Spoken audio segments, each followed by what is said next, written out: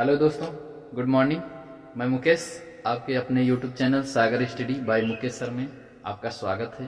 ठीक, आप जो आए, ठीक है, और हमारे वीडियो को ज़रूर देखेंगे, ठीक है, जिससे आपको छोटे वीडियो में बहुत कुछ मिलने वाला है। ठीक, तो वीडियो को देखे बिना स्किप किए लगातार देखते रहेंगे, स्किप बिल्कुल नहीं करेंगे। ठीक है, और आप देखेंगे एक नए चैप्टर के साथ प्रत्यास्था। ठीक, प्रत्यास्था में हम बहुत सारी चीज़ें आपको बताएंगे और कम समय में बताएंगे। ठीक है, और आपको बेहतर ढंग से समझना है। ठीक है, प्रत्यास्था में सबसे पहले आपको देखना है विरूपक बल। क्या देखना है? विरूपक बल। ध्यान से देखना है कि ये विरूपक बल क्या होता है। ठीक, फिर उसके बाद आपको देखना है कि ये विकृति क्या होता है। क्या होता है? विकृति क्या होता है। ठीक, तो ये सब चीजें क्या है आपको समझना है। फिर आपको देखना है कि ये प्रत्यास्था गुणांक क्या होता है। प्रत्यास्था गुणांक क्या होता है। और फिर देखना है प्रत्यास्था की सीमा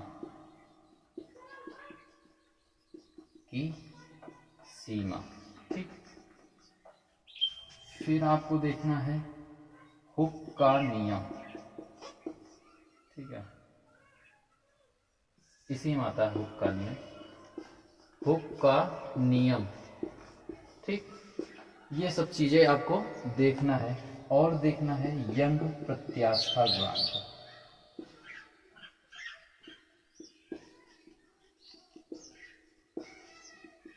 ठीक, बहुत अच्छा चैप्टर है दोस्तों। ठीक, एकदम बढ़िया से देखने का प्रयास आप करेंगे। ठीक, तो विरूपक बल आपको समझेंगे, एकदम सरल भाषा में आपको समझना है। जो आप बल लगाते हैं, कोई वस्तु, जब आप पढ़े होंगे कोई भी बल कब लगता है। ठीक है, किसी बल क्या होता है? जब किसी वस्तु में हम कोई बल लगाते हैं। कोई वस्तु गतिमान कब होती है? जब किसी वस्तु में हम क्या लगाते हैं? कोई बाह्य बल लगाते हैं। हाँ, वही विरूपक बल क्या होता है? बाह्य बल होता है। क्या होता है? बाह्य बल होता है। क्या होता है? बाह्य बल होता है। यानी विरूपक बल, किसी वस्तु में लगाया गया विरूपक बल अथवा बाह्य बल। ठीक है, और किसी वस्तु में मान लीजिए कि गेंद है। क्या है? गेंद है, कोई गेंद है, मान लीजिए कि वो प्लास्टिक की गेंद है। क्या है? प्लास्टिक की गेंद है।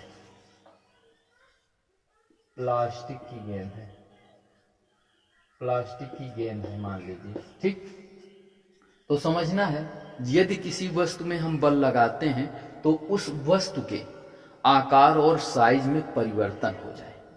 यानी विरूपक बल का मतलब होता है उस वस्तु के परिवर्तन से होता है। ठीक है, यानी किसी वस्तु का रिजल्ट निकले।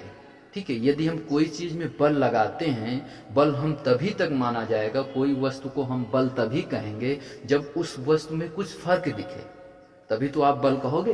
तो निश्चित है, बहुत अच्छी सी बात है, यदि किसी वस्तु में हम बल लगाते हैं तो उस वस्तु के आकार और साइज में क्या हो जाए? परिवर्तन हो जाए। ये प्लास्टिक की गेंद जो है वो कुछ इस आकार के ऐसे हो जाए, इस गेंद में क्या हो जाए? परिवर्तन हो जाए, तो उसे हम क्या कहेंगे? विरूपक बल कहते हैं। आकार और साइज में यदि परिवर्तन हो जाए तो उसे हम क्या कहते हैं? विरूपक बल कहते हैं। ठीक है, लेकिन यहीं पर एक प्लास्टिक की गेंद होती है। क्या होती है? वो रबर की गेंद होती है। रबर की जो गेंद होती है, इसमें भी बल लगाने पर इसके आकार और साइज में परिवर्तन होता है, लेकिन ये पुनः अपनी पूर्वावस्था को क्या कर लेता है दोस्तों? प्राप्त कर लेता है। इसीलिए इसको हम प्रत्यास्थ वस्तु कहते हैं। क्या कहते हैं? प्रत्यास्थ वस्तु कहते हैं। ठीक है, तो यहाँ पर बात आ गई प्रत्यास्थ वस्तु की। तो प्रत्यास्थ वस्तु में आपको ये ध्यान देना है, सबसे ज्यादा प्रत्यास्थ वस्तु जो होता है वो आपका होता है क्वार्टज। ये आपके पेपर में पूछा जाता है। क्या होता है? क्वार्टज। ठीक है, क्वार्टज सबसे प्रत्यास्थ वस्तु माना जाता है। ठीक, तो ये चीज आप अच्छे से समझेंगे। ठीक, और पूर्ण सुघट्ट। ठीक है, पूर्ण सुघट्ट वस्तुएं पूर्ण सुघट्ट वस्तु जो होती है जैसे गीली मिट्टी। अब ये क्यों गीली मिट्टी कैसे, तो आपको समझना है, ठीक है। क्यों गीली मिट्टी ही, और इसके उदाहरण हो सकते हैं, निश्चित है और हो सकते हैं। आप परिभाषा समझ लीजिए, आप दुनिया में बहुत सारी चीजें होती हैं, आप उनको खुद ही समझ जाएंगे।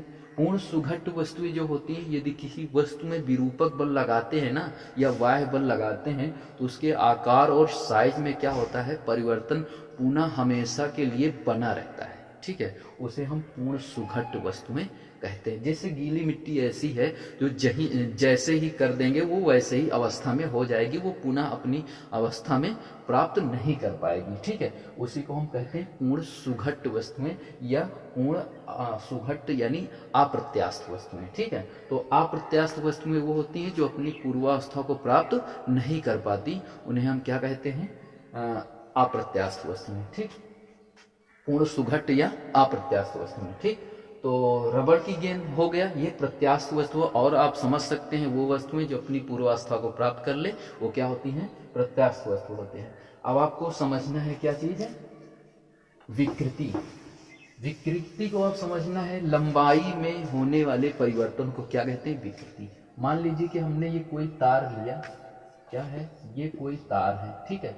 ये मोटा तार हमने बनाया, ठीक है, ठीक, किसी के द्वारा बनाए, और इसमें हमें इतने मोटे की जरूरत नहीं है, तो उसमें हम क्या करेंगे, परिवर्तन करेंगे। इस तार को इतना बड़ा कर दिया, मान लीजिए कि पहले लंबाई इतनी थी, अब लंबाई क्या होगी, बढ़ गई। तो यानी इन्हीं के अनुपात को हम क्या कहते हैं, विकृति कहते हैं। लंबाई में होने वाले परिवर्तन को क्या कहते हैं, विकृति। बहुत इंपॉर्टेंट चीज है कि विकृति का ना तो कोई मात्रक होता है, ना तो कोई बीमा होती है, ठीक है। ये मात्रक इसका नहीं होता है, ये इंपॉर्टेंट चीज है। प्रत्यास्था गुणांक, हुक ने एक नियम बनाया है, प्रत्यास्था गुणांक यानी प्रत्यास्था सीमा, ठीक है।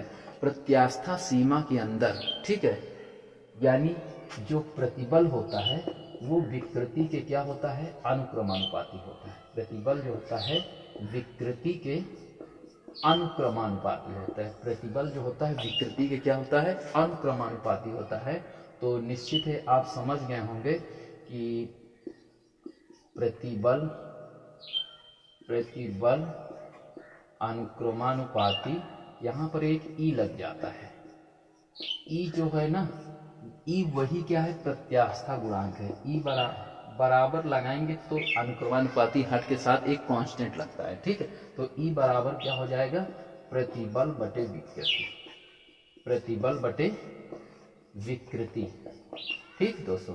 तो ये प्रत्यास्था गुणांक की परिभाषा, प्रत्यास्था गुणांक की परिभाषा भी कह सकते हैं और हुक का नियम भी कह सकते हैं। हुक का नियम यही होता है कि प्रतिबल जो होता है वो विकृति के अनुक्रमानुपाती होता है, लेकिन प्रत्यास्था सीमा के अंदर, ठीक है। ये नहीं कि आप कोई वस्तु को इतना विकृति कर दे रहे हैं, इतना उसमें इतना उसका उस पर दबाव ढील रहे हैं जिसके आकार और साइज में एक प्रत्यास्थ वस्तु का भी परिवर्तन हमेशा हमेशा के लिए आप बना देते हैं। तो ऐसा करना फिर कहीं वो प्रत्यास्था सीमा के आप बाहर कर रहे हैं, ठीक। तो जो प्रत्यास्थ है उसे आप प्रत्यास्थ ही रहने दीजिए, ठीक। इसका मतलब यह हुआ। तो प्रत्यास्था सीमा भी आप समझ गए, ठीक है। प्रत्यास्था की सीमा यह होती है, प्रत्यास्था सीमा के अंदर यदि हम किसी वस्तु में बल लगाते हैं तो बल लगाने में जहां पर उसकी प्रत्यास्था सीमा विद्यमान हो उसे हम प्रत्यास्था की सीमा कहते हैं। यंग प्रत्यास्था गुणांक समझेंगे, बहुत इंपॉर्टेंट है। y बराबर होता है अनुदैर्ध्य प्रतिबल, अनुदैर्ध्य प्रतिबल, अनुदैर्ध्य प्रतिबल बटे अनुदैर्ध्य विकृति, ठीक। ये सूत्र होता है, ठीक। इसको और अच्छे से आप थोड़ा सा समझेंगे, ध्यान देंगे। इसको y से लिखते हैं। y बराबर सूत्र जो होता है, प्रतिबल को जानते हो, प्रतिबल बराबर सूत्र होता है F बटे A। प्रतिबल बराबर होता है F अपान A। तो जहां प्रतिबल है उसको हम F अपान A लिखेंगे, ठीक है। और जहां अनुदैर्ध्य विकृति मतलब स्मॉल l अपान कैपिटल L, तो ये क्या हो जाएगा, FL अपान AL। ये भी एक सूत्र है। और इसी में हम जानते हैं F बराबर mg होता है और A बराबर जो होता है पाई r स्क्वायर होता है दोस्तों। ठीक, तो ये आपके परीक्षा दृष्टि से बहुत ही इम्पोर्टेंट है। तो mgl और पाई r स्क्वायर l, ठीक है। क्यों इम्पोर्टेंट है?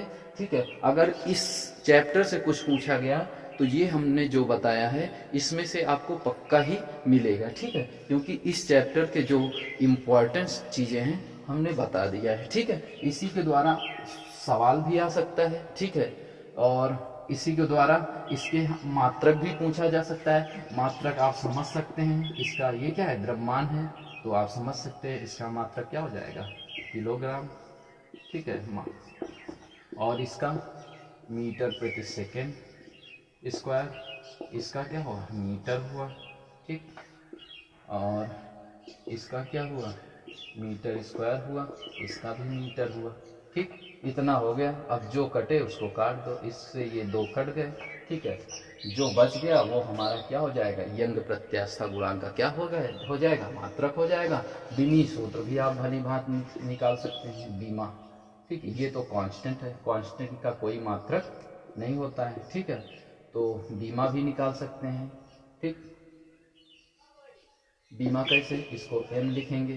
ठीक, और यहाँ पर t का स्क्वायर लिखेंगे, यहाँ पर l लिखेंगे। ठीक, तो ऊपर ले जाओ, m तो है ही ऊपर, l की पावर क्या हो जाएगा, -1, t की पावर -2। ठीक, तो ये हो जाएगा,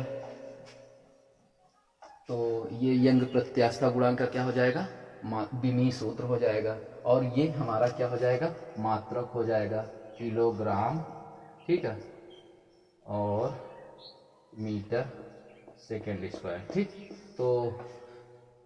तो यदि वीडियो हमारा आपको अच्छा लगा, काफ़ी सहयोग दिखा, ठीक है, तो आप निश्चित है आप भी पढ़ेंगे और दूसरों के साथ शेयर करेंगे। ठीक है, और यही बात है कि ये हम लोगों की क्या है, एक गुरुकुल है, छोटा सा एक गरीबों का गुरुकुल है। ठीक है, और इसको आप सहयोग जरूर करेंगे, और इसमें आप कुछ भी कमी हो तो आप ज़रूर हमें कमेंट्स करेंगे, लेकिन आप लाइक करना ज़रूर नहीं भूलेंगे। ठीक है, क्योंकि इस हमारा सहयोग करना, ठीक है, आपका परम कर्तव्य होना चाहिए, और हम आपको अच्छे वीडियो दिखाएं, ये हमारा कर्तव्य होना चाहिए। ठीक भाई, नमस्कार। ठीक।